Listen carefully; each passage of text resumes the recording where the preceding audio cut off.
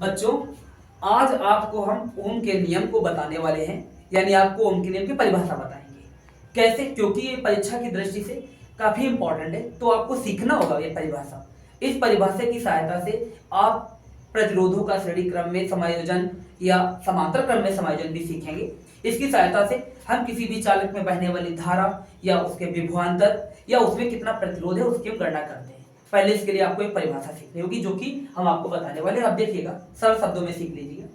देखेंगे, यदि किसी चालक, या कहीं कहीं पर परिपथ भी लिखा होता तो परिपथ भी देखिएगा, परिपथ की भौतिक अवस्था, की भौतिक अवस्था में कोई परिवर्तन ना हो, कोई परिवर्तन ना हो, भौतिक अवस्था में कोई परिवर्तन ना हो, तो चालक के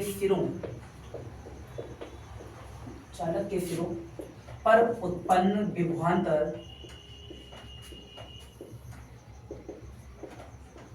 V तथा चालक में बहने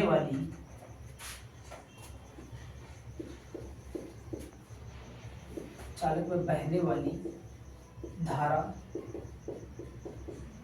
I का अनुपात एक नियतांक होता है।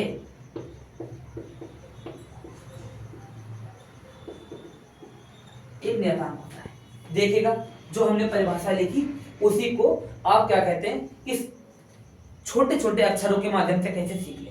देखिएगा आप लोग, यदि किसी चालक या किसी परिपथ कहते हैं कि भौतिक अवस्था में कोई भी परिवर्तन ना हो, तो चालक के सिरों पर उत्पन्न विभवांतर तथा चालक में बहने वाली धारा I का अनुपात एक नियतांक होता है।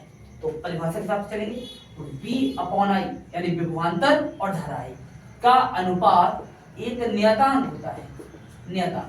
नियतांक क्या है? नियतांक को हम मान लेते हैं R। तो देखेंगे V/I इक्वल टू R, या तो लिख सकते हो R इक्वल टू V/I। इसका मात्रक अगर हम इसके हिसाब से लिखें तो ये वोल्ट अपॉन एम्पियर बन जाएगा, वोल्ट अपॉन एम्पियर बन जाएगा, या इसको हम ओम भी लिखते हैं, ओम में लिखते हैं, इसका मात्रक ओम। तो लिखेंगे R मतलब प्रतिरोध, तो लिखेंगे प्रतिरोध का मात्रक ओम होता है। ओम का चिन्ह भी बनता है, आप बच्चे चिन्ह भी सीखिए।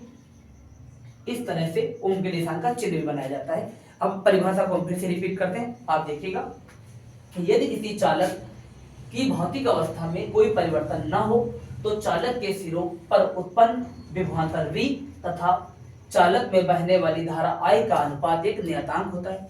अगर आपसे पूछा जाए कि भौतिक अवस्थाएं कौन कौन सी हो सकती हैं, तो भौतिक अवस्था ताप, दाब आदि हो सकती है, जो चार्ल्स और बॉयल के नियम का पालन करती है, वही ताप दाब की अवस्थाएं होंगी। ये परिभाषा आप लोग लिखेंगे और याद करेंगे। इसके आगे का जो है वो अगले वीडियो में आपको शेयर करेंगे।